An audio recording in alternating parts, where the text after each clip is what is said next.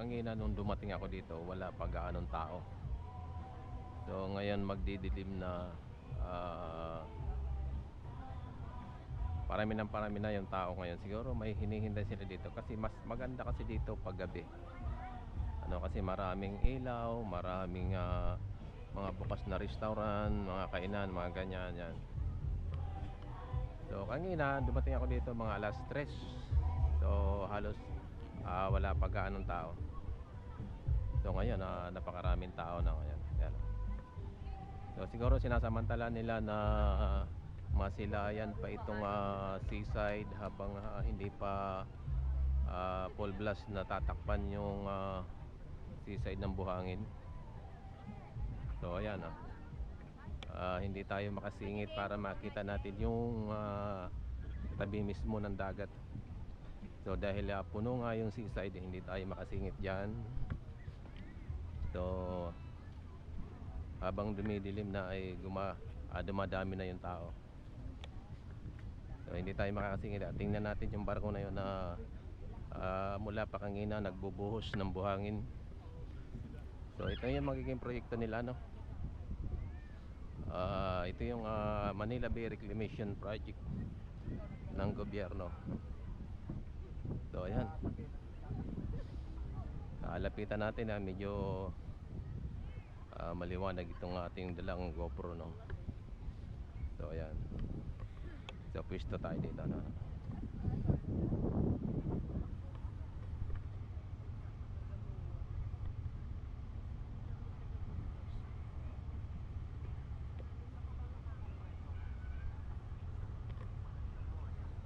Habang palubog na po ang araw, no, maganda ngayon ang view. So maganda, kalmado yung dagat. So habang umihip-ihip yung hangin dahil malamig na ngayong hapon na ito. So lakad-lakad tayo dito. So actually dito tayo kanina, nandito na tayo kanina, binalikan ko lang.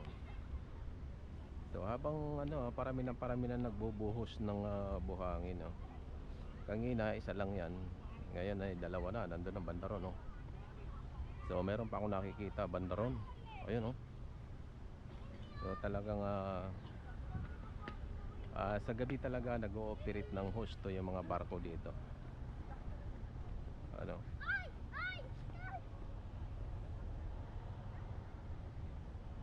Yan ang sinasabi nila. Yan po ang mga buhangin na yan na tinatambak dito ay galing pa po yan ng Zambales.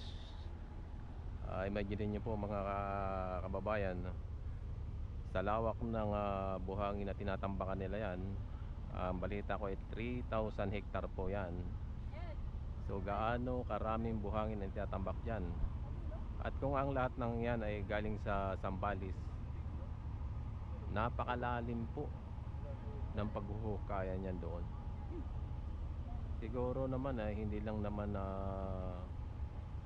lang po siguro lahat sa Zambales manggagaling yan.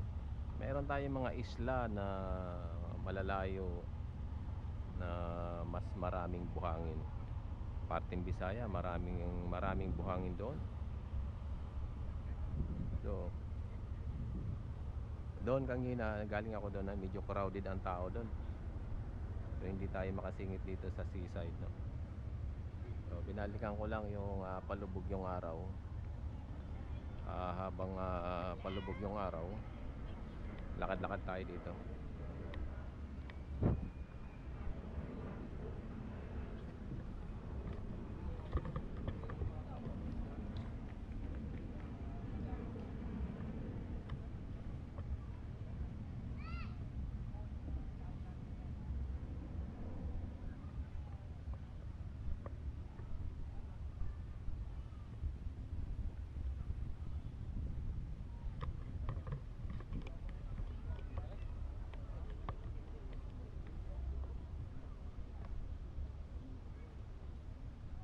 Nagugutom na ako, medyo maghahanap tayo ng mabibili ng pagkain dahil kanina pa tayo dito mga alas 3. So mag-alas 6 na, alas 5:30 na. So kailangan natin magmerienda. So ikutin muna natin itong buong seaside ng MOA. Dahil nandito ngayon, parami na yung tao habang dumidilim. Ayan.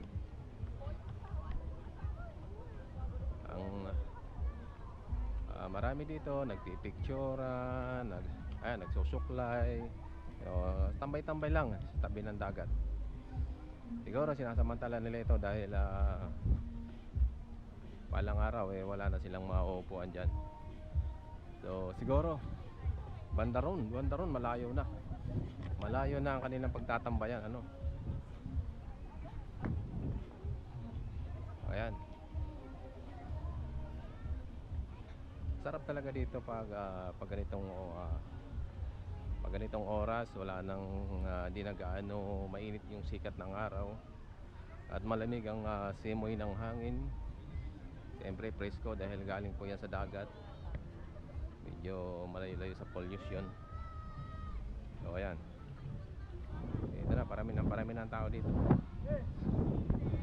So makikipagsiksikan na tayo dito.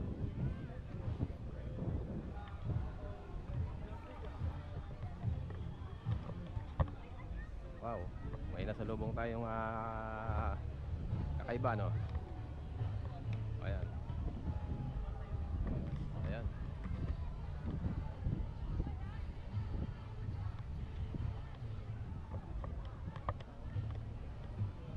Kanina mas maraming tao dyan. Kanina wala gaanong tao, dumating ako dito, wala dyan.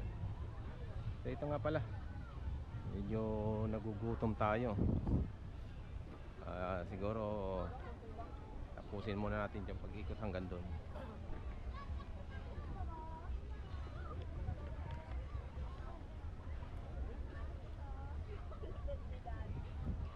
So sa dami-dami ng tao dito na dinadaanan ko, so walang pakialaman, basta daldal lang ako ng daldal dito, no? So maraming tumitingin, maraming bakit may lobby? Maraming nakatingin, pero okay lang. Huwag na natin silang pansinin. Bakit nakabarikada dito? Nakabarikada, hindi siguro. Hindi na tayo pwedeng pumunta ron. Ano kayang mayroon dyan? Hindi kaya mayroong dyan? Hindi kaya mayroong paputok dyan mamayang gabi? Kasi nakabarikada. So nakabarikada, hindi tayo pwedeng mabante.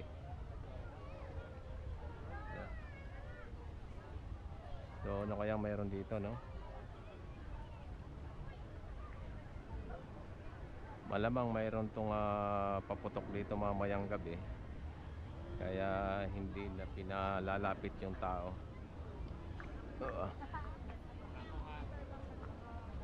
So nagugutom na ako. Ano kayo makakain din?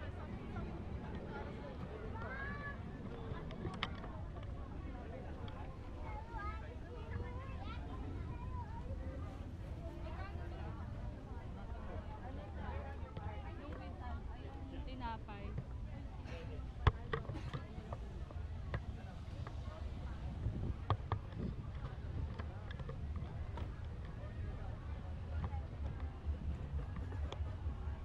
Dami pa rin tao. Hinihintay lang pala na yung dumilim, no? Ano kaya ang mayroon dito dahil nakabarikada yung hindi tayo makalapit diyan. Saka mayroong something na natatakpan yan, hindi ko lang alam kung ano yan. Boss, bakit po nakaharang to? Hindi namin alam, sir. Ha? Anong meron dito? Hindi ho. Nakarating na namin. Hindi na nakaharang dito. Oo, hindi kaya may paputok mamaya yan? Maaari yun yun. May paputok yata ito mamayang gabi.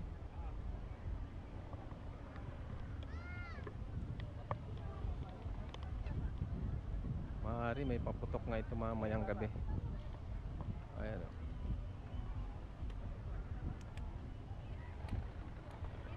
So palubog na ang araw, ang ganda ng panahon. Yan.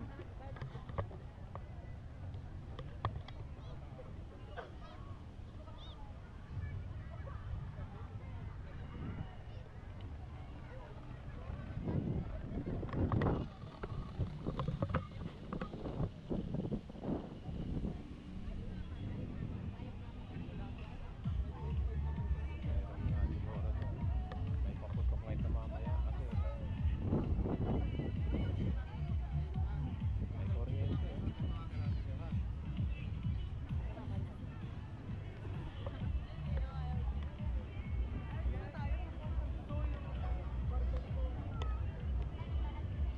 Grabe pagkaraming barko doon sa dulo talaga. Kalain mo yan, oh. Talagang napakalawak na nung natatabunan, natatakpan na buhangin.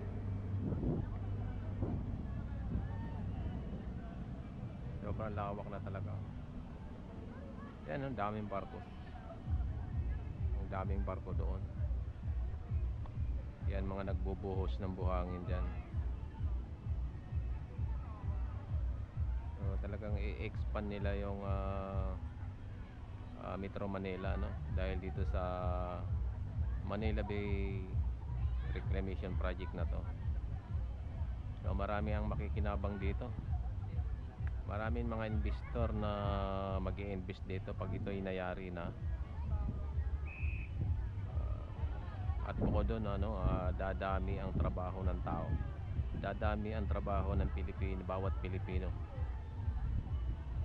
So, ayan. Ano kaya mga kaganapan dito mamaya?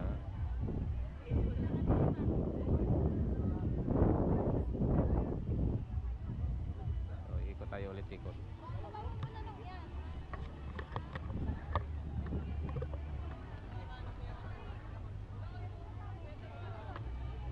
Ikot lang.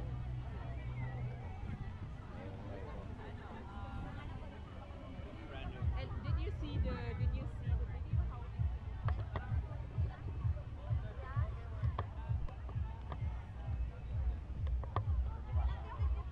yung nakita natin? Wala na yan.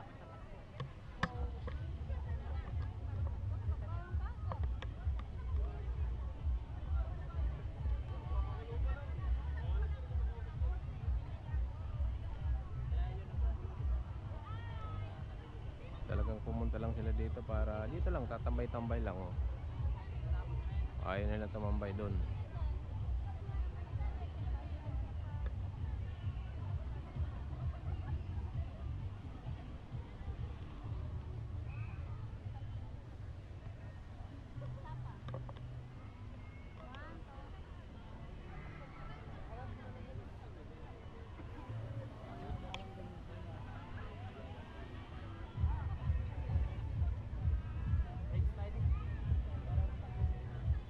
Siguro mamayang alas 7 pa yan, gagabihin na ako.